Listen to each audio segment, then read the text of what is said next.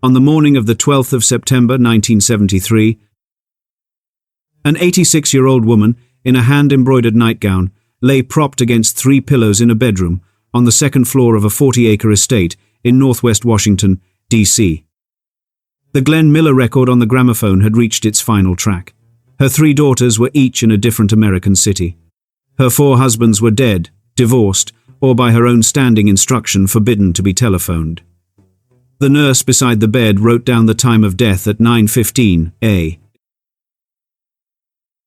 She had been, in her lifetime, the richest woman in America. She had built 3 of the most expensive private homes ever constructed on American soil. She had owned the largest privately commissioned sailing yacht in the world. She had been, briefly, the second most powerful diplomatic spouse in the United States. How does a woman with a 126-room oceanfront palace, a 360-foot yacht, and a Fabergé egg collection, second only to the British royal family, die in a bedroom listening to a single record alone? And how does the same woman, married 4 separate times to 4 of the most accomplished men of her century, end her life unable to name a husband she would let into the room? Her name was Marjorie Merriweather Post. The fortune she inherited in 1914 at the age of 27, on the day a sheriff in Santa Barbara phoned her in New York to report the suicide of her father was worth approximately $20 million. Adjusted for inflation, that is roughly $600 million today. She would spend the next 59 years multiplying it. By her own death in 1973, she had built, through marriage and shrewdness, the General Foods Corporation at the time, the largest food company in the world. In the next 40 minutes, you will learn 3 things. The Post family has spent half a century keeping out of the public record. The exact contents of the suicide note her father left in May of 1914, which she read once, then burned. The reason she divorced her 4th husband after only 6 years, in a settlement so unusual it was sealed by a Pittsburgh court for 25 years. And the single sentence she wrote, in her own hand, on the back of a photograph kept in her bedside drawer at Hillwood, a sentence not found until the estate was inventoried in October 1973. This is not a story about cereal. It is a story about what happens when a daughter is given a fortune at 27 and an instruction her father did not live long enough to finish writing.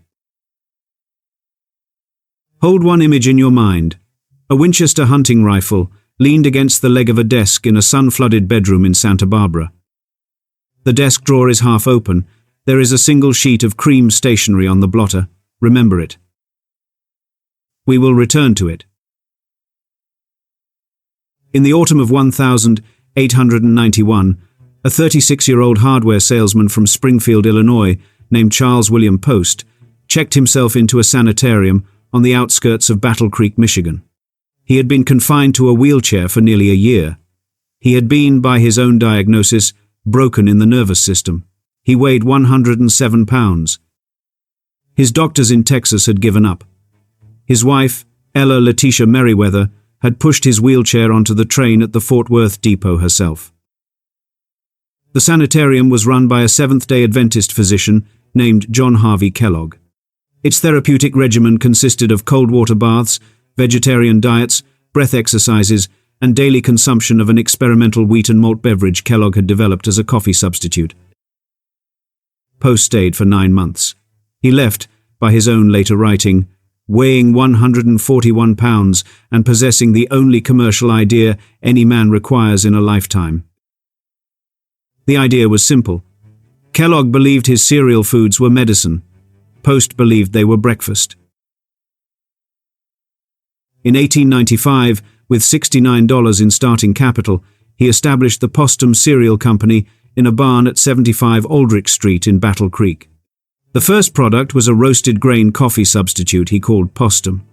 The second, in 1897, was a pebbled wheat and malted barley breakfast cereal he called Grape Nuts. The third, in 1904, was a flaked corn cereal, originally marketed as Elijah's Manna and renamed, after a Methodist boycott, Post Toasties. By 1914, the Postum Cereal Company was generating annual revenues in excess of $15 million. C.W. Post personally owned slightly more than 90% of its outstanding stock. His net worth, as estimated by Forbes in its first issue dated September 1917, was $20 million, placing him, posthumously, among the 20 wealthiest Americans of his generation. He had one child, a daughter, born the 15th of March 1887, in a wood-frame house on East Adams Street in Springfield. Her mother named her Marjorie. Her father called her, beginning at age 4, Bud. He took her into the cereal factory at the age of 7. He sat her on his desk at the age of 9 and walked her through the company's daily ledgers. He bought her a child-sized roll-top desk, modeled exactly on his own, at the age of 10. He told her, by Marjorie's own recollection in a 1962 Life magazine interview, that, "The company is yours, Bud. I am only its custodian." She believed him. She would have to. In April of 1914, C.W. Post was rushed by private train from his model city of Post, Texas, a 4,000-acre planned community he had founded in 1907 on the dry plains of Garza County, to the Mayo Brothers Clinic in Rochester, Minnesota. He was suffering from acute appendicitis. The pain had been escalating for 11 days. The lead surgeon was Charles Horace Mayo himself. The appendectomy was performed on the 14th of April, 1914. By every contemporaneous medical account, the procedure was technically successful. The appendix was removed. There was no surgical complication. There was no infection. There was, by Charles Mayo's own letter to Post's family physician, dated the 22nd of April 1914, every reason to anticipate a full convalescence. C.W. Post did not convalesce. By late April, he had developed what his nurses described as a profound and uncharacteristic melancholia. He could not sleep. He could not eat. He spoke, at increasing length, about a piece of internal pain he insisted his doctors had failed to remove.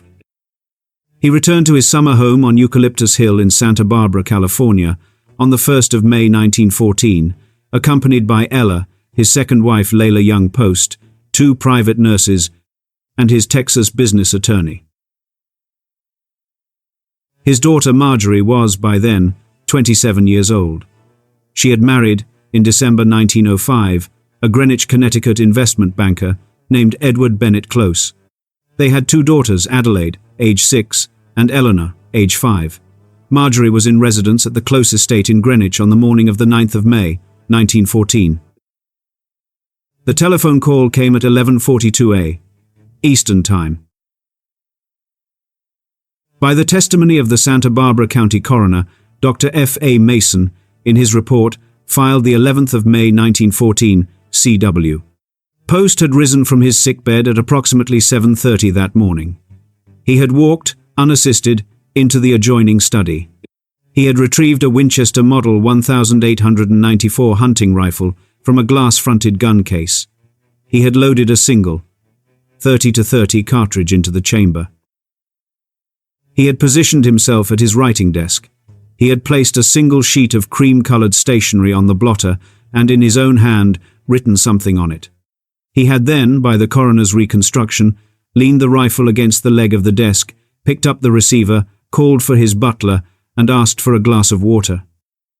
The butler returned 8 minutes later. Post was no longer at the desk. The water was placed on a side table. The butler withdrew. The shot was heard at 8:11 a.m. Pacific Time. Santa Barbara County Coroner's Report number 4173, 1914. C.W. Post was 59 years old. His daughter, in Greenwich, took the call standing up. Marjorie Merriweather Post arrived at Eucalyptus Hill on the 12th of May, 1914, by private train. She was the sole executor of her father's estate. She was the sole heir of his stock in the Postum Cereal Company. She was, by the will Post had updated in February 1913, also the sole inheritor of the 4,000-acre Texas town site, the Battle Creek Factory Complex, the Eucalyptus Hill estate itself, and a portfolio of real estate holdings in Illinois, Michigan, and Connecticut, valued at the time of probate at approximately $3 million. She was 27 years old. She was, by every credible accounting, the wealthiest single woman in the United States. She fired 3 of her father's vice presidents during the train ride home. She telegraphed the company's chief financial officer from a station in Albuquerque, instructing him to discontinue all dividend payments to the secondary trust beneficiaries, including her stepmother, until further notice. She arrived at the Postum Cereal Company headquarters in Battle Creek on the 18th of May 1914. She walked the factory floor. She inspected the books. She spoke to fewer than a dozen employees by name. She was, by the assessment of the company's plant manager, F.W. Brock, in a private letter to his brother, dated the 22nd of May 1914, a young woman in mourning who has, I judge, never been told no, and does not intend to be told it now. She would multiply her father's fortune by a factor of approximately 20 in the next 35 years. She would be married by then 3 separate times. Each time to a man who could not say no to her. Each time, exactly so. When Marjorie reached Eucalyptus Hill on the 12th of May 1914, she went directly to her father's study. The Winchester rifle was no longer in the room. The coroner had taken it on May 9. The cream-colored stationery on the desk blotter, however, had not been touched. The Santa Barbara coroner had photographed it, returned it to its original position, and locked the room pending the family's arrival. Marjorie read the note alone. She did not allow her stepmother into the room. She did not allow her husband, who had traveled with her, into the room. She read it standing up. She read it once. She then walked to the fireplace at the far end of the study, struck a match from the silver matchbox on the mantel, and burned the note in front of the watching butler. The butler, in his deposition for the probate court taken the 14th of June 1914, was asked whether Mrs. Close had said anything as she watched the paper burn. He answered with a single sentence. She said, "Now no one will ever know." We will return to that sentence at minute 36. In 6 years, Marjorie Merriweather Post will divorce Edward Bennett Close and marry the most aggressive financier on Wall Street. In 13 years, she will commission a 126-room oceanfront palace on the southern tip of Palm Beach Island. In 21 years, she will marry a man who will become the United States ambassador to Joseph Stalin's Soviet Union. In 44 years, she will marry, for the 4th and final time, and discover, in a sealed leather portfolio kept in the locked drawer of her 4th husband's bedside table, the secret that ended her capacity to ever trust another human being again. Between 1914 and 1920, Marjorie Merriweather Post does what every contemporary observer expects her to do. She runs the Postum Cereal Company through a stable of male executives she has personally selected. She raises her 2 daughters at the Close estate in Greenwich. She entertains, at the rate of approximately 3 formal dinners per week, the New York and Connecticut financial class her husband moves in. She is, by every newspaper account from those years, the model American heiress. She is also, by 1918, deeply unhappy. Edward Bennett Close was, by every surviving account, a kind man, a competent banker, and a serviceable husband. He was also, and this is the verdict of 3 separate biographers, a man entirely incapable of recognizing that the woman he had married at 18 had grown, by 28, into someone whose ambition exceeded his own by an order of magnitude. He wanted a wife who entertained. She wanted a co-conspirator who could read a quarterly report. He wanted to summer in Maine. She wanted to acquire competitor cereal companies on a scale her father had never dared. In June of 1919, Marjorie traveled alone to Saratoga Springs, New York, ostensibly for a 6-week rest cure. She had brought with her, by her own later admission, 3 accounting ledgers, 2 manufacturing reports, and a single letter of introduction from her late father's New York attorney to a 34-year-old commodities broker named Edward Francis Hutton. E.F. Hutton was the founder of E.F. Hutton and Company, established 1,904. He was, by the assessment of his contemporaries, the most aggressive securities salesman on the East Coast. He had a reputation. He had a temper. He had, in 1919, just signed a 5-year lease on a townhouse on East 76th Street in Manhattan. He was waiting for Marjorie at the Grand Union Hotel in Saratoga at 4 p.m. on the afternoon of the 17th of June, 1919. Their first meeting lasted 2 hours and 41 minutes. Letter, M.M.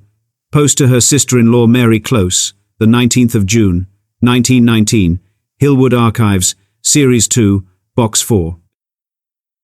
She filed for divorce the following October. On the 7th of July 1920, Marjorie Merriweather Post married Edward Francis Hutton in a private ceremony at her townhouse at 2 East 92nd Street in Manhattan. She was 33. He was 35. The wedding was attended by 12 people. What followed was, by every measurement, the most consequential business partnership in the history of American consumer foods. Hutton brought to the marriage 3 things Marjorie did not yet possess. He brought capital, the personal lines of credit of E.F. Hutton and Company, which by 1920 was the 3rd largest brokerage on Wall Street. He brought aggression, the willingness, which Marjorie's first husband had categorically lacked, to use leverage and hostile acquisition tactics. He brought speed. Marjorie brought to the marriage 3 things Hutton did not yet possess. She brought the Postum cereal company outright. She brought a working knowledge of consumer product manufacturing that exceeded any other woman's in America. And she brought a vision, first articulated, by her own later memoir, on the train back from her father's funeral in May 1914, that the future of American eating was not breakfast cereal alone. It was, in her own phrase, every meal in every home, in a package. Between 1925 and 1929, Marjorie and E.F. Hutton operating jointly, with Hutton as chairman and Marjorie as the largest individual shareholder acquired. The Jell-O Company of Leroy, New York, in 1925. Maxwell House Coffee, from the Cheek Neal Coffee Company, in 1928. Log Cabin Syrup, the Walter Baker Chocolate Company, and Sanka Decaffeinated Coffee, all in 1928. And, on the 25th of June, 1929, the single most consequential acquisition Marjorie ever made, the Birdseye Frozen Foods patents from Clarence Birdseye for $22 million. The Birdseye acquisition was Marjorie's idea. Hutton initially opposed it. The frozen food market did not exist in 1929. Most American homes did not own a freezer. Birdseye himself was a near-bankrupt fish merchant from Massachusetts who had taught himself rapid freeze refrigeration by observing Inuit ice fishing techniques during a 1912 trip to Labrador. Marjorie overruled her husband. She paid Birdseye in stock. She personally underwrote, through Postum, the manufacturing scale rollout. By 1932, the new corporate entity renamed General Foods Corporation in 1929 to reflect the diversification controlled approximately 38% of the entire American packaged food market. Marjorie's personal net worth, by the Forbes estimate of $1,934, was approximately $250 million. She was 47 years old. She was, by any defensible accounting, the wealthiest woman in the United States, by a margin of more than $70 million over the second-place holder. She had also, by 1934, built with Hutton the most expensive private home in the United States, Mar-a-Lago, Spanish for sea to lake, 126 rooms, 17 acres on the southern tip of Palm Beach Island, Florida. Construction began 1924. Completion January 1927. Final cost, in period dollars, approximately $7 million. Adjusted to today, roughly $125 million. She had a second daughter, her third child overall by Hutton, in 1923. She named the child Nadinia Marjorie Hutton. The child would, in 1946, change her professional name to Dina Merrill and become a successful film and television actress. She would also, in 1973, be the only one of Marjorie's 3 daughters to be at Hillwood within 72 hours of her mother's death. By 1934, the Hutton marriage looked, from outside, like the most successful private partnership of the early 20th century. By 1935, it was over. The discovery happened on a Tuesday morning in February 1935 at the Hutton apartment at 1107 Fifth Avenue in Manhattan. Marjorie was 47. She had that morning intended to leave for the Pennsylvania station to catch the noon train to Palm Beach. She had asked her personal maid, a woman named Lillian Schroeder who had been in her service since 1921, to retrieve a particular leather jewel case from the safe in E.F. Hutton's dressing room. The jewel case held a triple strand of natural pearls Marjorie intended to take to Florida. Lillian Schroeder opened the safe at 9:14 a.m. She removed the jewel case. She also removed, by her own deposition for the eventual divorce proceeding. Surrogates Court, New York County, Hutton v. Hutton, File 1935 to 2841, sealed until 1960. What she described as a leather-bound appointment diary, gentleman's pocket size, in dark green calf, lying open on top of the case in a manner suggesting recent use. Schroeder closed the diary. She glanced at the open page. She then carried both the jewel case and the diary to Marjorie's adjoining dressing room. Marjorie read the diary entries for the previous 14 months in approximately 40 minutes. The diary, by Schroeder's deposition and by the final divorce settlement record, contained the names, dates, hotel locations, and financial accommodations of 7 separate women E.F.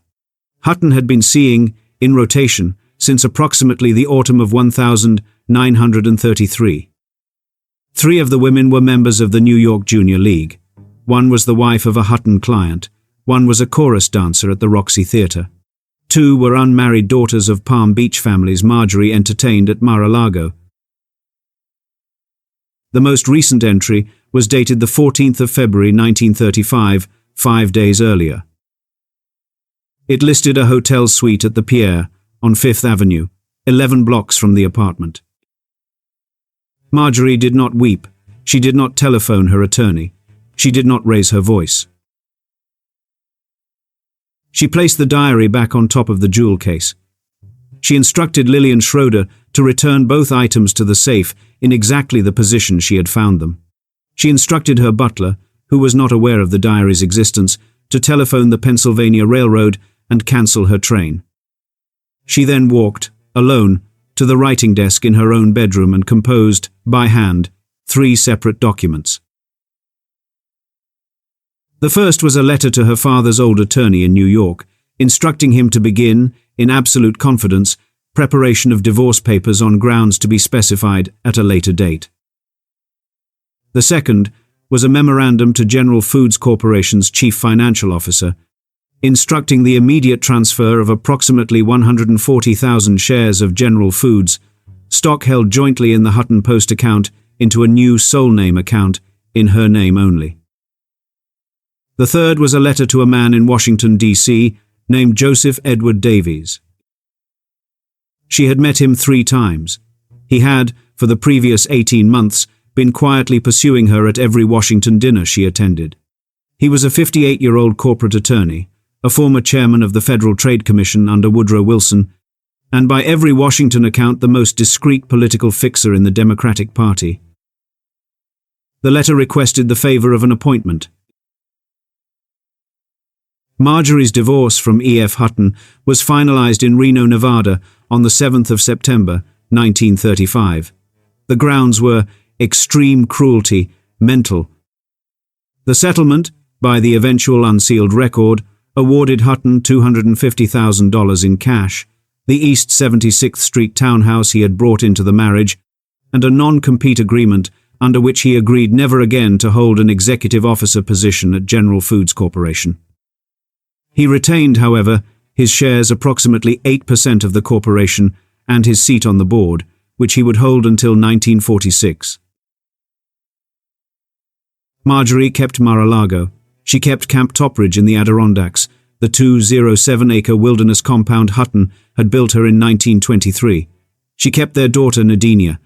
She kept, decisively, control of General Foods. She married Joseph Edward Davies on the 15th of December 1935 at her own home in Manhattan. 3 guests attended. She was 48, he was 59. He had, by his own admission, divorced his first wife of 33 years, a Wisconsin schoolteacher named Emlyn Knight, the mother of his 3 grown daughters, by signed agreement on November 8, 1935, exactly 37 days before his marriage to Marjorie. The Davies daughters did not attend. The Davies daughters did not speak to their father, with 3 brief, documented exceptions, for the remaining 22 years of his life. Davies Papers, LOC, Container 31, Daughter Correspondence 1935, 1957. Marjorie did not know, in December 1935, that this would matter. She would discover that it mattered in the most consequential way possible, 23 years later. In 2 years, Joseph Edward Davies will be sworn in as the second United States ambassador to the Soviet Union. Marjorie, as the ambassador's wife, will spend 18 months in Moscow between January 1937 and June 1938. She will attend, at the side of her husband, the Bukharin show trial of March 1938. She will personally meet Joseph Stalin 3 times. She will purchase, through the Soviet state's emergency hard currency liquidation of imperial assets, Stalin's 5-year plan was running short of foreign exchange, and the Politburo had authorized the sale of selected Romanov-era artifacts to Western collectors, the Russian imperial collection that, today, is the largest such collection outside of Russia itself. Fabergé eggs, Catherine the Great's chalice, the wedding crown of the Romanov empresses. She will also, in the spring of 1938, begin keeping a private diary in a locked cabinet in her dressing room at Spaso House, the American ambassadorial residence in Moscow. The diary will eventually contain 3 sentences. Those 3 sentences will end her marriage. To understand what destroys Marjorie Merriweather Post's 3rd marriage, you have to understand a fact about Joseph Edward Davies that almost no Western biographer has examined directly. Joseph Davies wanted, more than he wanted anything else in his life, more than money, more than the ambassadorship, more than his 4 marriages to be remembered. He wanted a posthumous reputation. He had been told by the Chief Justice of the Wisconsin Supreme Court at his bar admission in 1901 that he had the legal mind of a generation. He had not, by 1935, fulfilled that prediction. He had been a competent FTC chairman. He had been a successful Washington corporate lawyer. He had, by his own deeply private reckoning, fallen short. The Moscow ambassadorship, which Franklin Roosevelt offered him in November 1936, was Davies's last chance. He understood it as such. He took it on the express condition, communicated to Roosevelt's Chief of Staff, Marvin McIntyre, by Davies, in a memorandum dated the 18th of November, 1936, Davies Papers, LOC, Container 4, that he would be permitted, after his return, to publish a book based on his ambassadorial dispatches. The book was published in 1941 as Mission to Moscow. It became the 7th best-selling non-fiction book of 1,942 inches, the United States. It was adapted into a Warner Brothers feature film starring Walter Houston in 1943. It was the most successful account ever published by a sitting or former American ambassador. It was also, by every serious diplomatic historical assessment from the late 1940s onward, a book whose central argument, that Stalin's purges of 1937 and 1938 were juridically defensible, and that the Bukharin and Tukhachevsky show trials were procedurally legitimate, was wrong. Catastrophically, demonstrably, knowably wrong. Marjorie was at Davies's side in the diplomatic gallery of the October Hall of the House of the Unions in Moscow on the 2nd of March 1938 for the opening session of the Bukharin trial. She was the only senior diplomat's wife in attendance. She watched Nikolai Bukharin, Lenin's chosen theoretician, the editor of Pravda confess, over 11 days, to charges including the attempted poisoning of the head of the OGPU and conspiracy with Trotsky and the Mikado of Japan.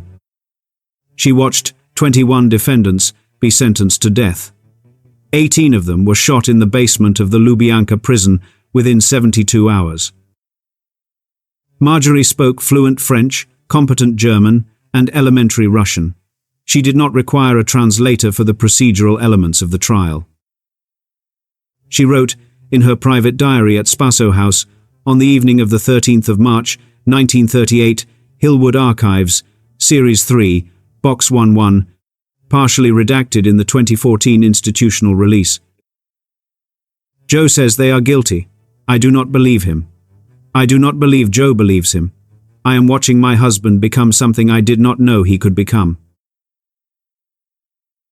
What Marjorie did not yet know, what she would not learn until the spring of 1958, 20 years later, in a sealed leather portfolio in Pittsburgh, was the exact financial mechanism by which Joseph Edward Davies had funded the post-ambassadorial collecting that would underwrite the publication of Mission to Moscow. She would learn it. She would not be able to unlearn it. Marjorie and Davies returned from Moscow in June 1938. The decade that followed from 1938 through 1948 was by every external measure the most successful decade of Marjorie's life. She launched the largest privately commissioned sailing yacht in the world, the Sea Cloud, in 1931 and used it as the floating embassy through the late 1930s. She entertained, at Mar-a-Lago, every president from Hoover to Kennedy. She funded, single-handedly, the Marjorie Post Pavilion at the Kennedy Center for the Performing Arts. She gave away, by her own accounting in 1955, in excess of $40 million to charity, the equivalent of approximately $450 million today. She also, gradually, fell out of love with Joseph Davies. The diary at Spaso House had migrated, after the return from Moscow, to the locked safe in her bedroom at Tregoron, the Davies estate, at 3100 Macomb Street in Washington, D.C. Marjorie added entries irregularly. By 1948, the diary contained approximately 90 pages. The entries became, with each passing year, more clinical, less affectionate, more administrative. They contained, by the partial 2014 release, no entry in which Marjorie describes Davies as a man she loved. They contained, by the same release, multiple entries in which she describes him as necessary, useful, appropriate, and, in an entry dated September 1947, the most accomplished social architect of Myran. Acquaintance. She was managing him. The marriage formally ended on the 11th of March 1955 in the Allegheny County Court of Common Pleas in Pittsburgh, Pennsylvania. The divorce was filed on the procedural ground of indignities to the person. The settlement, by the eventual partial unsealing of the file in 1980, awarded Davies the Tregoron estate in Washington, which he had wanted, and a single 19th-century landscape painting the Vue de Cassis by Paul Signac that had hung over his desk in the Spaso house. Study. He received no alimony, no jewelry, no Russian collection items, and no shareholding in any Marjorie-controlled entity. Marjorie kept everything else. She kept Mar-a-Lago. She kept Camp Topridge. She kept the Sea Cloud. She kept, decisively, the entire Imperial Russian collection. She also kept the green calf appointment diary she had quietly retrieved from E.F. Hutton's safe in 1935, which she had moved to her own private safe at Tregoron during her Davies years, and would now move to her newest project, a 40-acre estate she had purchased in 1955 for $325,000 in Northwest Washington, D.C. The estate was called Hillwood. She intended, by the architect's first set of plans dated November 1956, to make it the definitive private museum of Imperial Russian art in the Western Hemisphere. She was 68 years old. She was, by every external measurement, untouchable. She was about to make the final, fatal mistake of her life. His name was Herbert May. He was 63 years old. He was an heir to a Pittsburgh department store fortune, May Department Stores, the holding company that owned, among other chains, the May Company, Famous Bar, Filene's, and Lord & Taylor. He was a recent widower. He was charming. He was cultured. He spoke French. He played the piano. He had been, by the assessment of every Washington hostess Marjorie respected, the most eligible widower north of Palm Beach. Marjorie married him on the 18th of June, 1958, at Hillwood. She was 71. He was 65. The marriage lasted 6 years and 4 months. It ended for a reason that had been, for the entire 6 years and 4 months, inside a sealed leather portfolio at the bottom of a locked drawer in Herbert May's bedside table. The discovery came in the autumn of 1963 at Camp Topridge, Marjorie's 207-acre Adirondack compound on Upper Street Regis Lake in northern New York. Marjorie was 76, Herbert May was 70. They had been married 5 years and 4 months. The summer season at Topridge had ended on Labor Day. The staff, by Marjorie's annual instruction, was closing the main lodge for the winter. The closing protocol included the inventory and packing of every personal item from each occupied bedroom, each item logged by the head housekeeper, Margaret O'Brien, into a leather-bound seasonal ledger. On the afternoon of the 14th of September, 1963, Margaret O'Brien, who had been in Marjorie's service since 1934, opened the lower drawer of the bedside table in Herbert May's separate bedroom. Marjorie and Herbert had maintained separate bedrooms at all 4 of her residences from the 3rd month of their marriage, by Herbert's own request. The drawer contained, by O'Brien's eventual sworn statement to the Allegheny County Court in November 1964, a flat leather portfolio of the type used by attorneys in dark burgundy with a brass clasp. The clasp was unlocked.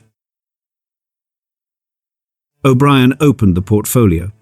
She did so not from curiosity by her own statement, but because the inventory protocol required her to log papers of evident personal significance by category. The portfolio contained 43 photographs. The photographs had been taken by date stamps and locations visible in the backgrounds between approximately 1952 and 1962. They depicted Herbert May in various states of undress with, by O'Brien's testimony and by the eventual partial release in the divorce file, 21 separate young men, none of whom appeared to be older than 25 years of age. Margaret O'Brien, who had served Marjorie for 29 years and was, by every account, the single staff member Marjorie trusted, absolutely closed the portfolio. She returned it to the drawer. She finished the inventory. She walked, at 4:18 p.m. to the main lodge.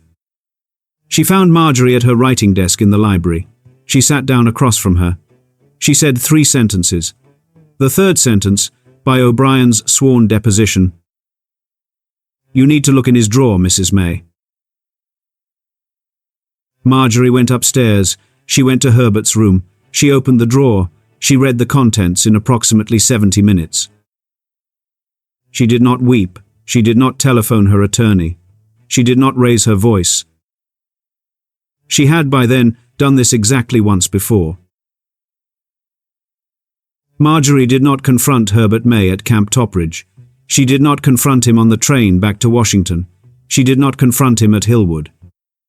She let the marriage continue, externally indistinguishable from any other 6-year marriage among the Washington philanthropic class, for 14 additional months. During those 14 months, she did 3 things. First, she instructed her personal attorney, Henry A. Dudley of New York, to commission a private investigation by a Pittsburgh firm, Hale Investigative Services, retained the 28th of September 1963 into Herbert May's personal history, financial dealings, and relationships during the previous 25 years. The Hale report, delivered in March 1964, ran to 182 pages. It established, with documentary corroboration, that Herbert May had maintained relationships with at least 31 young men over the period from 1938 forward. It established that May had personally paid, through a private trust account at Mellon Bank, support sums totaling approximately $480,000 over 25 years to 17 of those young men. It established that one of those payments, $8,000 in October 1958, 4 months after his marriage to Marjorie, had been drawn against an account that had been jointly funded with Marjorie's money under a routine household finance arrangement. She had, in short, paid for one of his trips. Second, Marjorie quietly transferred between October 1963 and August 1964 every Hillwood asset, every General Foods shareholding, every piece of the Imperial Russian collection, every real estate title, into trusts and corporate vehicles structured under Pennsylvania and Delaware law in such a way that Herbert May, as her legal spouse at the time, would have no claim to any of them under the marital property statutes of any state in which they were physically located. Third, on the morning of the 19th of August 1964, she filed for divorce in the Allegheny County Court of Common Pleas in Pittsburgh. The grounds were indignities to the person. The filing was accompanied by a request that the court file be sealed in its entirety for a period of 25 years. The request was granted on the 26th of August 1964. What Marjorie had not learned in 1938, the exact financial mechanism by which Joseph Davies had funded mission to Moscow, she now understood she had also missed, on a smaller scale, with Hutton, and on a larger scale, with May. She had been, 3 times in a row, the financier of the very intimacies that betrayed her. She had financed, with Hutton, the Pierre Suite where the Junior League women were entertained. She had financed, with Davies, the post-ambassadorial book tour that depended on the Soviet flatteries she did not believe. She had financed, with May, the $8,000 payment to a young man in October 1958. She wrote, in her diary, on the evening of the 26th of August 1964, the only entry from that year that survives in the Hillwood archives. I have a gift for paying my own betrayals. I will not pay another. She was 77 years old. She had 9 years left to live. Herbert May agreed, in the sealed settlement of the 14th of October 1964, to a single condition. He would never publicly contest, comment on, or correct any account of the marriage Marjorie chose to circulate. In exchange, he received $250,000 in cash, the right to retain his personal effects, and a written agreement that the contents of the burgundy leather portfolio would never be filed in any court anywhere. The portfolio itself was destroyed by Henry Dudley, in Marjorie's presence, in the fireplace of the Hillwood Library on the evening of the 15th of October 1964. The destruction was witnessed, signed, and notarized by Margaret O'Brien. Marjorie reverted, on the 3rd of January 1965, to her maiden name. She was Marjorie Merriweather Post for the final 8 years and 9 months of her life. She gave one public interview about the May divorce to Town & Country magazine in March 1965. The interview consisted of a single sentence, repeated 3 times when the interviewer pressed for elaboration. Mr. May and I were not suited to one another. She did not tell anyone, not her daughters, not Margaret O'Brien, not Henry Dudley, what the leather portfolio had contained. By her death in 1973, exactly one living person in the world still knew. Margaret O'Brien outlived her employer by 11 years. After the 3rd of January, 1965, Marjorie Merriweather Post does not wander, she entrenches. She had purchased the Hillwood estate in 1955 for $325,000 with a single, explicit purpose: to convert it, by the terms of her own will, into a public museum upon her death. She spent the 8 years between 1965 and 1973 ensuring that conversion. She catalogued, with 3 full-time curators, more than 17,000 objects. She personally annotated, in her own hand, the provenance card for every Fabergé item, including the 2 imperial Easter eggs she had purchased in Moscow in 1937, the Catherine the Great chalice, and the wedding crown of the Romanov empresses. She did not remarry. She did not date. She did not, by every account in the Hillwood archives and in the recollections of her daughter Dina Merrill, take a single new male companion to dinner in any of the 8 years following October 1964. She entertained constantly. She held, at Hillwood, an average of 43 formal dinners per year between 1965 and 1972. The guest lists were almost exclusively women old friends from her New York years, museum trustees, the wives of senators and Supreme Court justices, the directors of the Smithsonian and the Kennedy Center.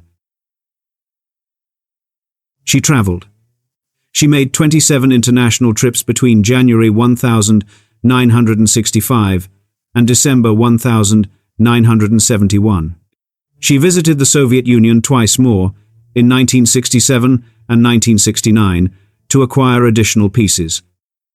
She visited Japan, where she purchased a complete Edo period tea house and had it shipped to Hillwood and reassembled on the South Lawn. She visited Iran in 1971, at the Shah's personal invitation, to attend the 2,500-year celebrations at Persepolis. She gave money away. By her own accounting, in a December 1971 letter to the IRS, her total charitable giving from 1914 through 1971 had reached approximately $122 million. The largest single recipients were the Boy Scouts of America. She funded the construction of 17 scout camps, the Salvation Army, the National Symphony Orchestra. She paid for the construction of the Marjorie Merriweather Post Auditorium and the Smithsonian Institution. She also gave away, by 1971, almost all of her personal jewelry, every piece her father had bought for her mother, every piece her 4 husbands had bought for her, every Cartier and Van Cleef commission of the 1920s and 1930s. She kept 3 pieces: a pearl strand that had belonged to her mother, a ruby ring her father had given her on her 16th birthday, and a small enameled flower brooch that did not appear in any of the formal jewelry inventories. The flower brooch had been given to her in May 1914 by C.W. Post. It had been on her vanity at Greenwich the morning the telephone call came from Santa Barbara. She wore it every day for the remaining 8 years and 4 months of her life. Marjorie Merriweather Post had 3 daughters. Adelaide Brevoort Close, born the 13th of July 1908, was the elder daughter from her first marriage to Edward Bennett Close. Adelaide married 4 times. She became, in her own right, a successful equestrian and a noted collector of Ming porcelain. She lived primarily in Connecticut and Greenwich Village. She visited Hillwood, by the household guest log, an average of 3 times per year between 1965 and 1973. Eleanor Post Close, born the 3rd of December, 1909, the younger Close daughter, married 4 times. Her second marriage, to the Russian-born Prince Stanislaw Albrecht Radziwill, was the marriage that ultimately produced the Radziwill connection that, through later marriages, linked her descendants to Jacqueline Kennedy. Eleanor lived primarily in Paris and on the French Riviera. She visited Hillwood, by the same log, exactly 4 times during the 1965–1973 period. Nadinia Marjorie Hutton, the daughter from the Hutton marriage, professionally known as Dina Merrill from 1946 onward, was, by every account that survives, Marjorie's favorite. Dina lived in Manhattan with her husband, the actor Cliff Robertson. She visited Hillwood frequently. She telephoned weekly. She was, by Marjorie's standing instruction at the household switchboard, the only one of the 3 daughters who could be put through to her mother's bedroom at any hour. But there was a 4th person on Marjorie's emergency telephone list at Hillwood. The list had 4 names: Dina Merrill, Henry Dudley, her attorney, Margaret O'Brien, her housekeeper, and a 4th name that did not match any family member, any attorney, any staff member, or any friend then known to be living in Marjorie's circle. The 4th name on the Hillwood emergency list, by the staff manual that survives in the institutional archives dated July 1971, was Mrs. F. W. Brock, call after Miss Merrill, before Mr. Dudley. Mrs. F. W. Brock was the widow of Frederick W. Brock, the plant manager of the Postum Cereal Company in Battle Creek, who had written the May 1922 letter to his brother, describing the 27-year-old Marjorie as a young woman in mourning who has, I judge, never been told no. Frederick Brock had died in 1949. His widow, Helen Brock, had been Marjorie's confidant from 1914 forward. She was the only living person, by 1971, who had been physically present at the Postum Cereal Company on the day Marjorie first walked the factory floor as its sole owner. Helen Brock had also, by every credible inference from the partial Hillwood records, been the only person other than the butler at Eucalyptus Hill who had known the contents of C.W. Post's suicide note before Marjorie burned it in May 1914. She would die, of natural causes, on the 4th of August, 1973. Marjorie would die 39 days later. Helen Brock's death, on the 4th of August 1973, was the moment Marjorie Merriweather Post stopped eating her ordinary meals. The household kitchen log at Hillwood kept by the chef, Marcel Bouvet, with Marjorie's standing approval recorded that beginning on the 6th of August 1973, 2 days after Helen Brock's funeral in Battle Creek, which Marjorie did not attend, she was, by her physician's note, too unwell to travel, Marjorie's daily intake reduced to a poached egg at 8:15 a.m., a cup of consommé at 12:30 p.m., a single piece of buttered toast at 7 p.m. The intake stayed at that level for 36 days. Marjorie weighed, on the 6th of August 1973, by the weekly nurse's chart, 98 pounds. She weighed, on the 11th of September 1973, 83 pounds. She was 86 years old. Her physician, Dr. Earl C. Hummel, had known her for 19 years. He visited daily from August 8 onward. He recommended, in a written note, to Dina Merrill on September 2, hospitalization at Sibley Memorial. Marjorie refused. By her standing instruction, dated 1968, and re-signed with notarization in March 1973, no hospitalization was permitted. She would die at Hillwood. She would die in her own bed. She would be attended by a private nurse, Mrs. Eleanor Whitfield, with whom she had, by every account, an entirely professional relationship. She did not telephone any of her 3 daughters during the 39 days.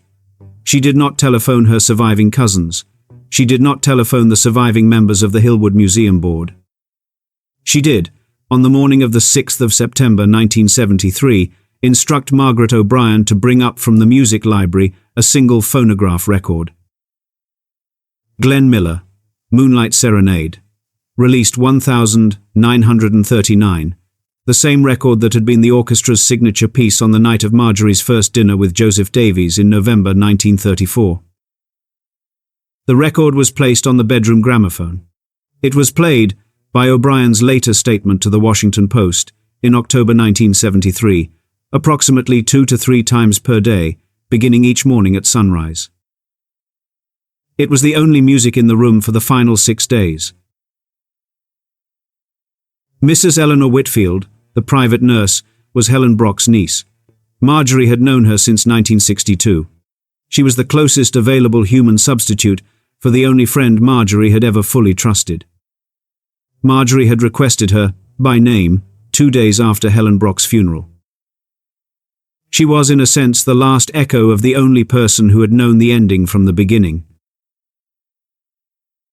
Marjorie Merriweather Post died at 9:15 a.m. on the 12th of September, 1973. The cause of death, by Dr. Hummel's signed certificate, was general systemic decline, attributable to age. Her estate, valued at approximately $250 million in 1973 dollars, roughly $1.75 billion today, passed to a structured combination of 3 vehicles. The Hillwood Foundation, which converted the estate into the public museum that opened in 1977, the Marjorie Merriweather Post Foundation, which continued her philanthropic giving, and 3 separate trusts for her 3 daughters and their descendants. The General Foods Corporation she had built was, by 1973, the largest food company in the world. She had no son. The Post line 3 generations from a barn in Battle Creek in 1895 ended with her. 3 generations, 1 man builds, 1 daughter inherits, 1 bedroom closes the line. The Post pattern is not the Vanderbilt collapse. It is not the Duke implosion.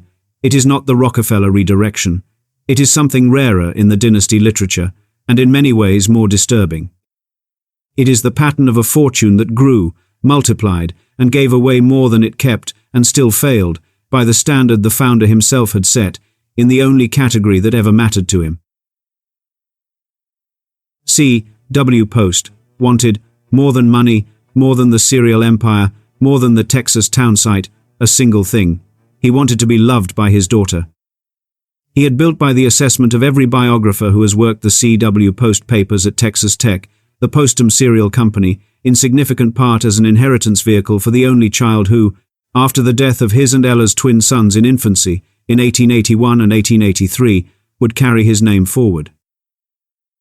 He had brought her into the factory at 7. He had given her the roll-top desk at 10. He had told her, repeatedly, that the company was hers, and he was its custodian. He had also, on the 9th of May 1914, taken his own life with a hunting rifle in a sun-flooded study in Santa Barbara, leaving a single sheet of cream stationery on the blotter that his daughter would burn unread by anyone but herself. The fortune did exactly what C.W. Post had built it to do. It multiplied, it survived, it gave. The relationship he built it for did not survive his absence. Marjorie was 27 years old when her father vacated the only role in her life she had been trained, since the age of 7, to fill the receiving end of.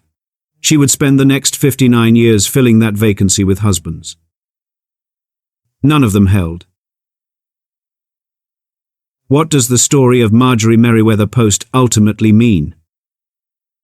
It means that the second American myth, the myth that a daughter inherits her father, is a myth of the rarest possible reliability. C.W. Post inherited himself to Marjorie. He did not inherit her a husband, a peer, or a mirror. He inherited her, instead, a chair at the head of a table she could not stop adding place settings to. The Postum cereal company became General Foods. Mar-a-Lago became Hillwood.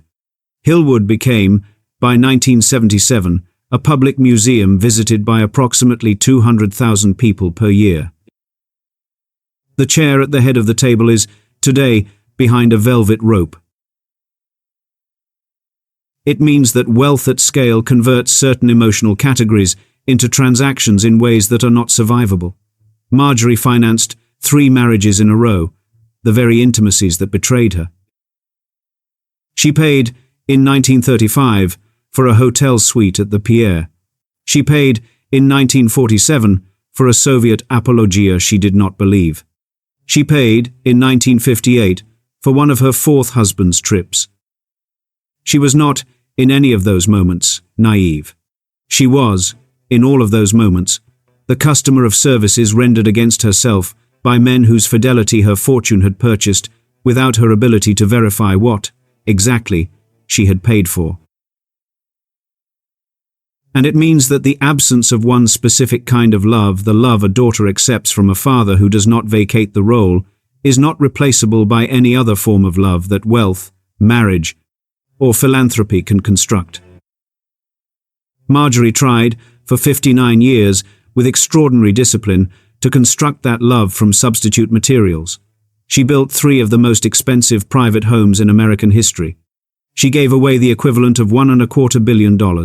She raised 3 daughters. She owned a yacht longer than a city block. She died alone.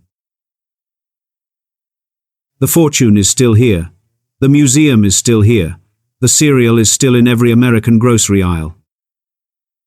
The daughter who burned a note in 1914 is not. The line is closed. Drive northwest from the U.S. Capitol on Massachusetts Avenue, past the Naval Observatory, the Vice President's residence, the National Cathedral, continue out toward Rock Creek Park. At the address 4155 Linnean Avenue, NW, you will see a wrought iron gate set into a brick wall. The gate has been there, in essentially the same form, since 1955. Beyond the gate, set on 40 acres of designed gardens, is the house called Hillwood. It is a 36-room Georgian mansion of pink-tinged limestone. It opened to the public on the 30th of September, 1977, 4 years and 18 days after Marjorie Merriweather Post's death. The Hillwood Estate, Museum and Gardens receives, by their own published figures, approximately 150,000 visitors per year. If you take the docent tour, you will be walked through the dining room.